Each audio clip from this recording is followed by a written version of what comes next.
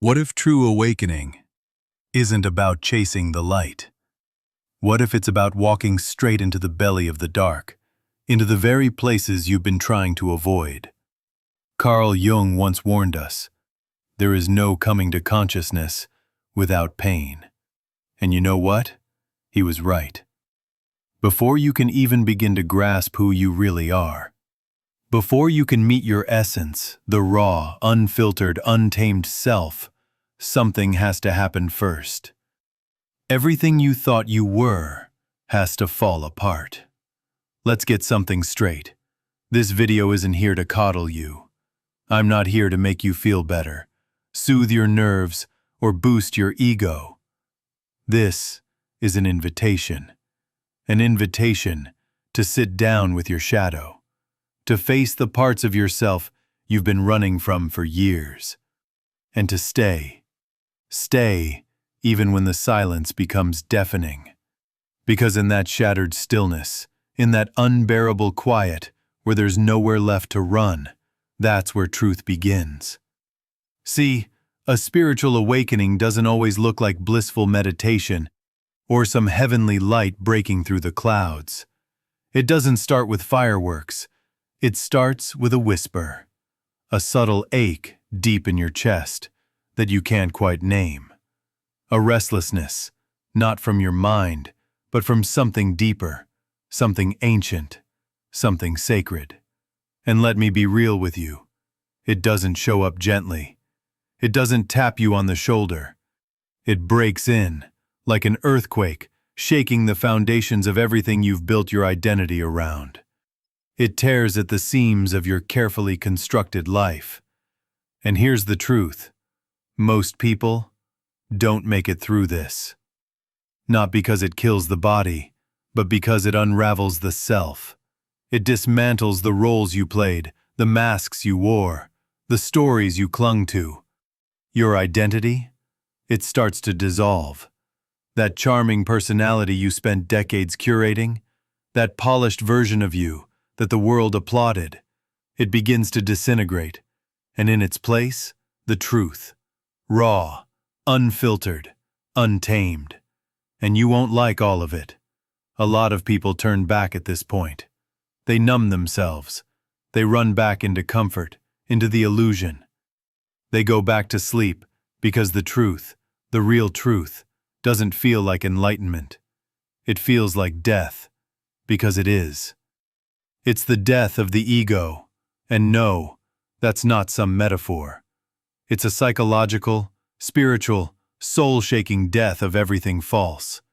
The lies you told yourself, the beliefs that weren't yours, the dreams you were handed, not born for.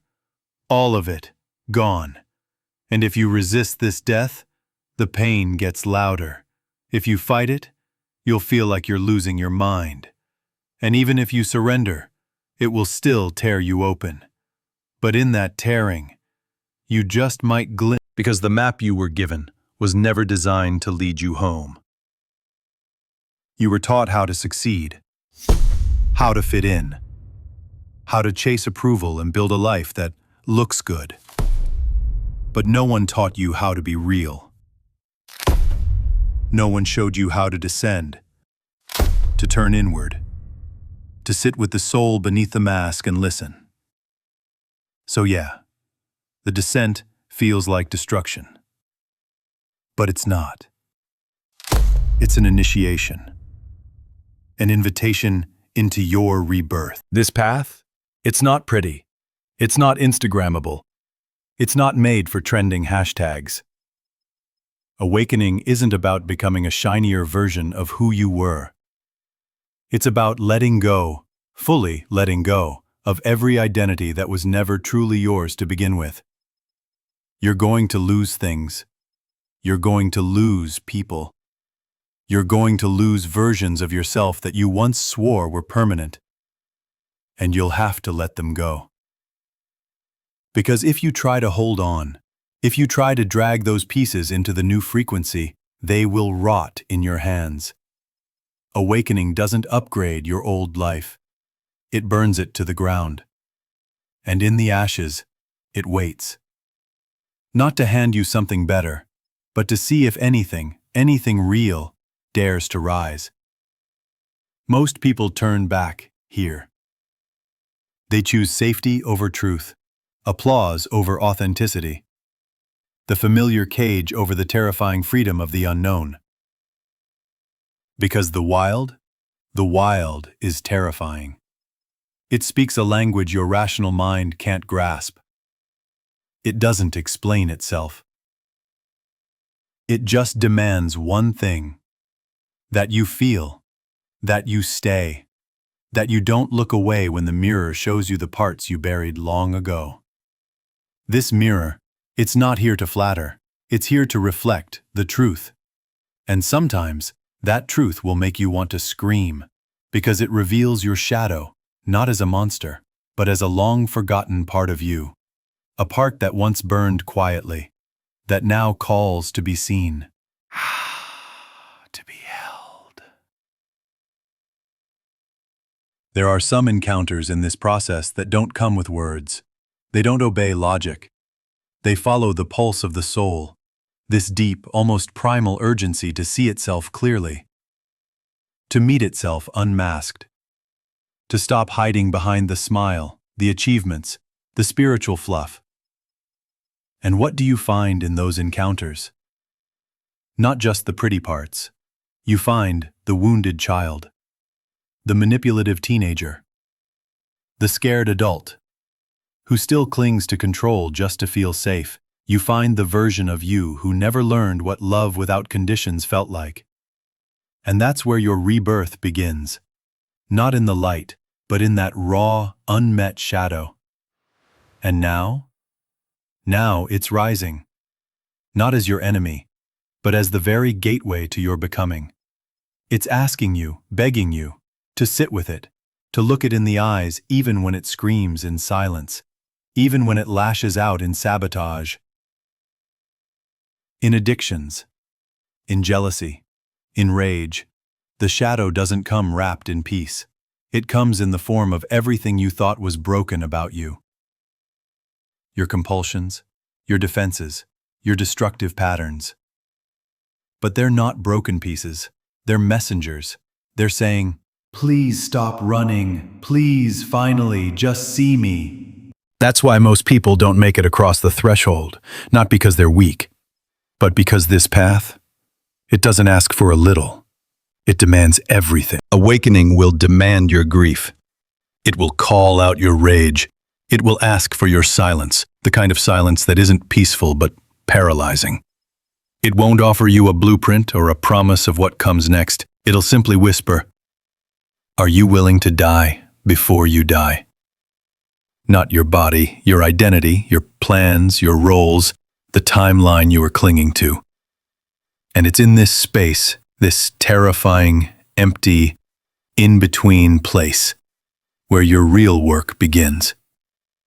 You're not who you were, but you're not yet who you're becoming. It's a cocoon, a void, a liminal zone, where everything old has died, but nothing new has taken its place. And yes, it's terrifying. But it's also sacred, because in that emptiness, your soul begins to speak in ways your mind never could. It's subtle at first, almost impossible to describe, but something begins to rise. Not a plan, not clarity, a new frequency. The shadow steps in closer now. It's not just a visitor anymore, it's living with you. It shows up in every reaction, every trigger, every old wound you thought you healed. Suddenly you're crying over things you didn't even know still hurt. You're angry at people who did nothing wrong. You're tired, not just physically, but soul tired.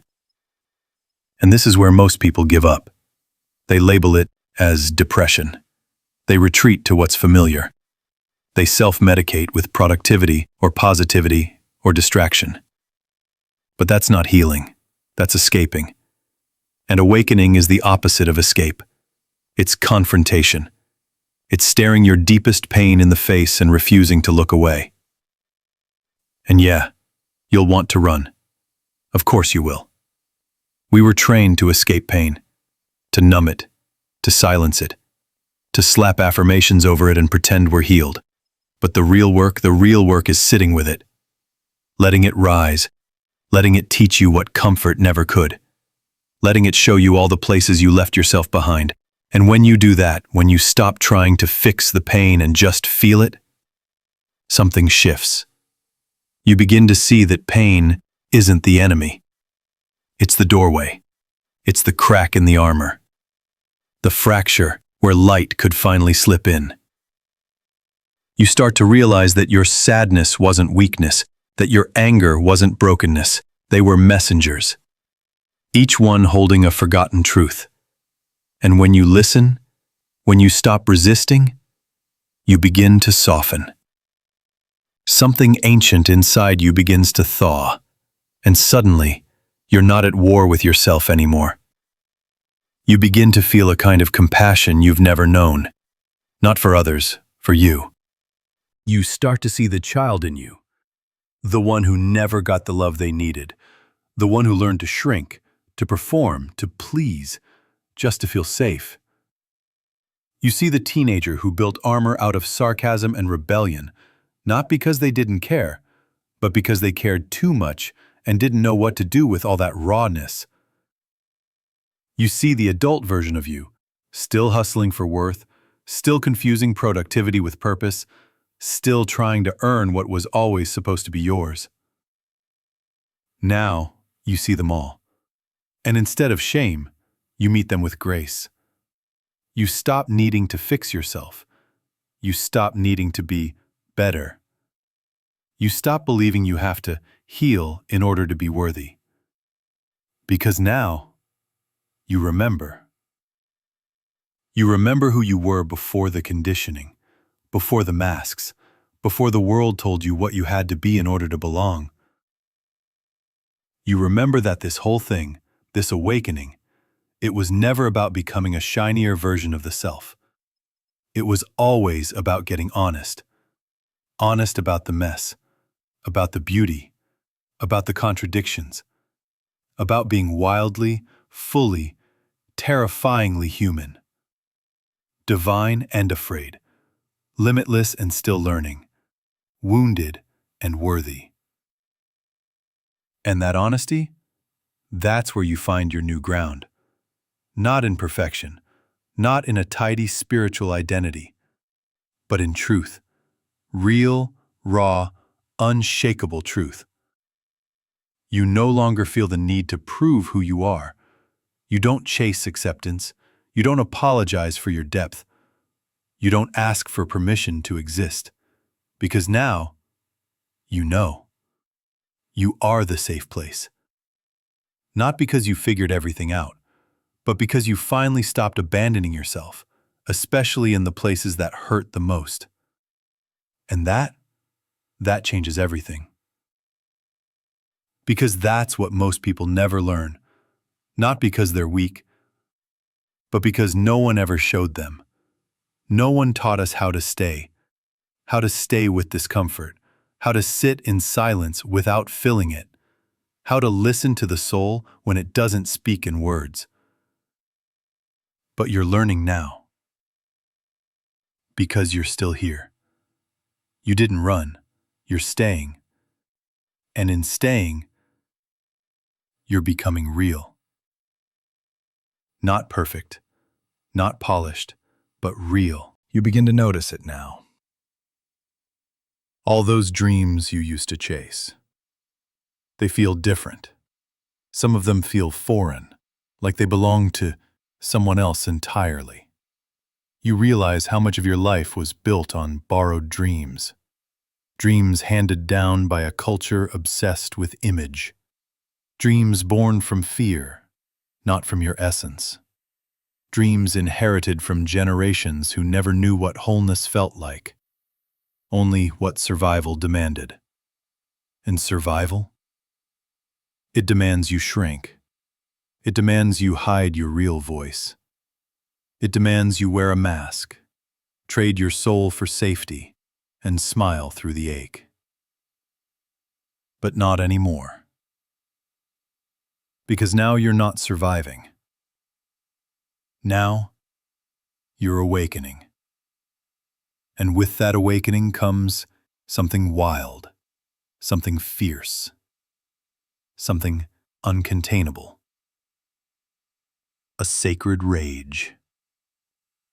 Not destructive, but liberating. A thunderous, holy fury at all the ways you were taught to betray yourself.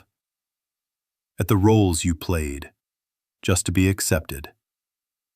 At the boxes you stuffed yourself into, just to belong. This rage? It's not a regression. It's a resurrection.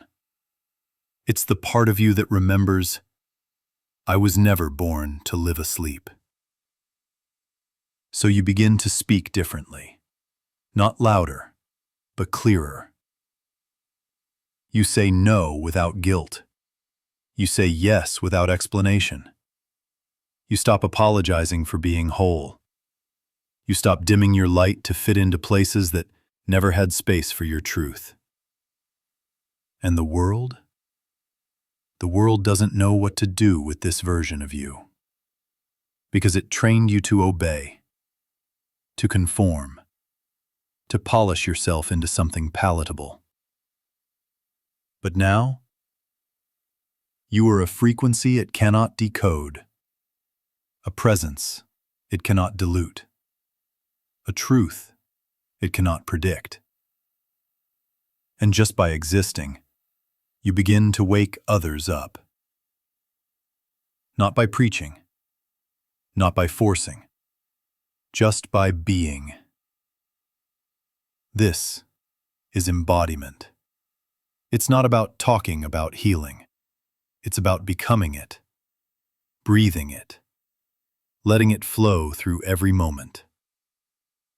And no, this isn't glamorous.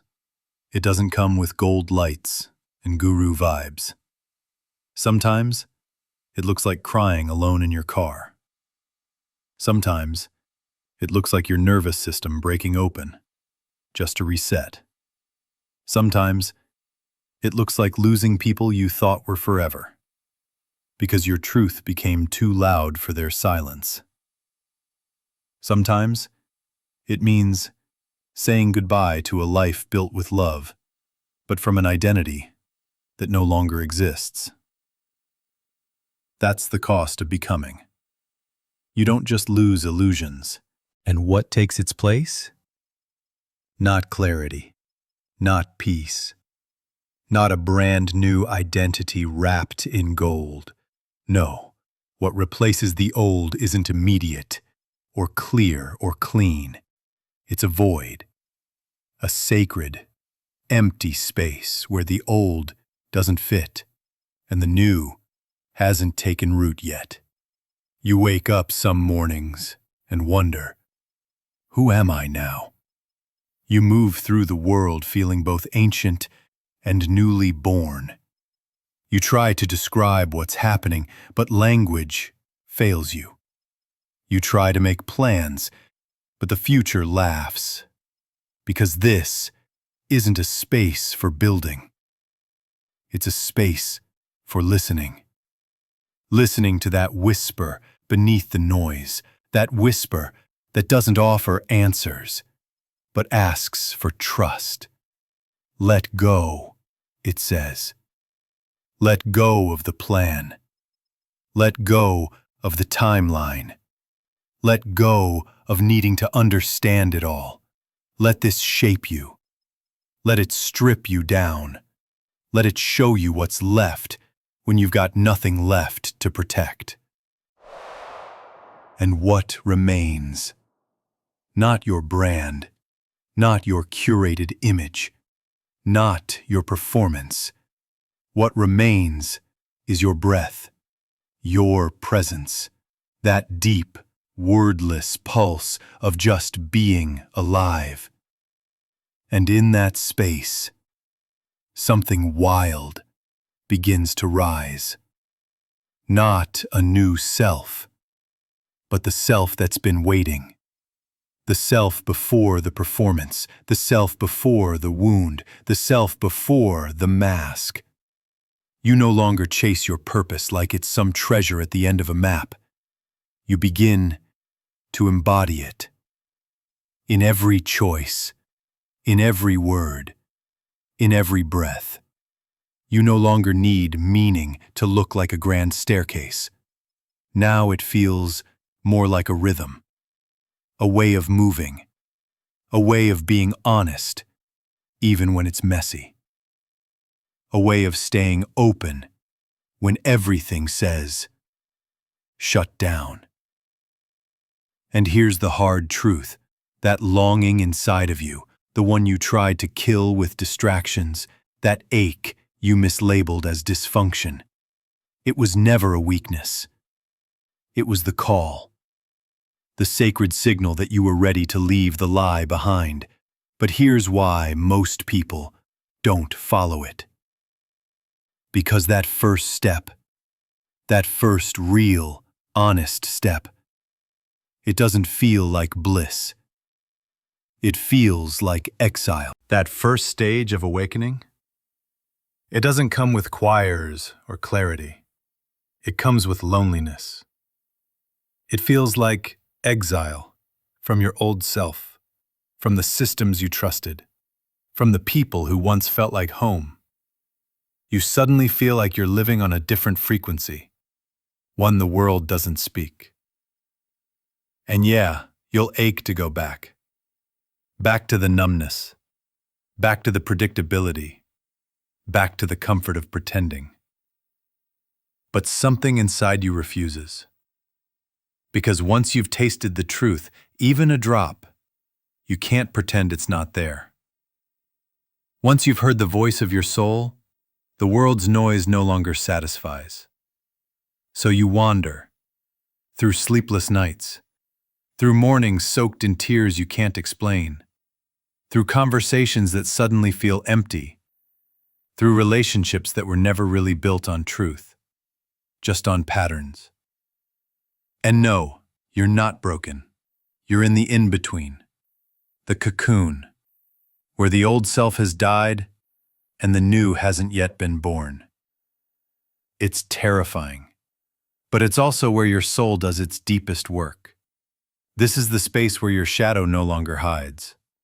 It shows up in every reaction, in every old wound, in every quiet moment that suddenly turns into a storm. And when you stop fighting it, when you finally sit with it, without judgment, without trying to fix it, that's when the alchemy begins. Not because you've achieved some perfect spiritual state, but because you've chosen something radical. Honesty, authenticity, truth over control, presence over performance. And yes, you will want to run.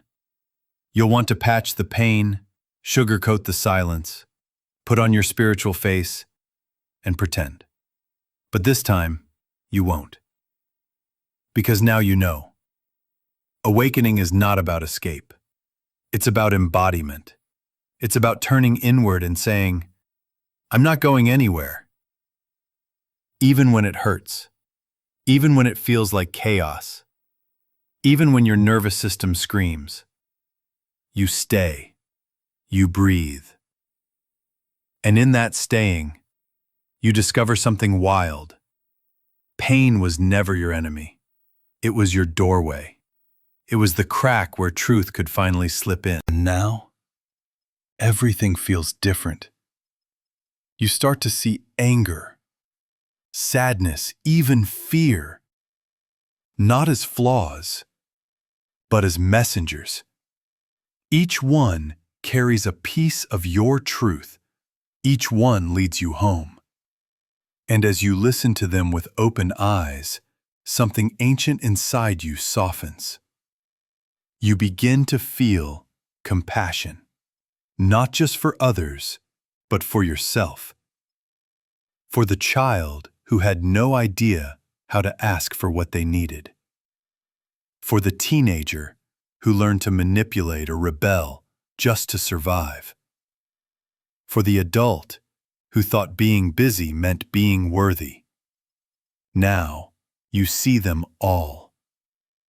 And instead of shame, you meet them with grace. You stop needing to fix yourself. You stop needing to be better. You stop believing you have to heal in order to be worthy. Because now, you remember. You remember who you were before the conditioning, before the masks, before the world told you what you had to be in order to belong. You remember that this whole thing, this awakening, it was never about becoming a shinier version of the self. It was always about getting honest. Honest about the mess, about the beauty, about the contradictions, about being wildly, fully, terrifyingly human. Divine and afraid. Limitless and still learning. Wounded and worthy. And that honesty, that's where you find your new ground. Not in perfection, not in a tidy spiritual identity, but in truth. Real, raw, unshakable truth. You no longer feel the need to prove who you are. You don't chase acceptance. You don't apologize for your depth. You don't ask for permission to exist. Because now, you know you are the safe place. Not because you figured everything out, but because you finally stopped abandoning yourself, especially in the places that hurt the most. And that changes everything. Because that's what most people never learn. Not because they're weak, but because no one ever showed them.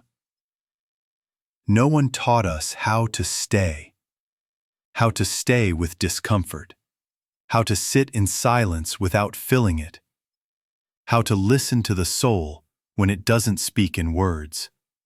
But you're learning now, because you're still here. You didn't run. You're staying. And in staying, you're becoming real. Not perfect, not polished, but real.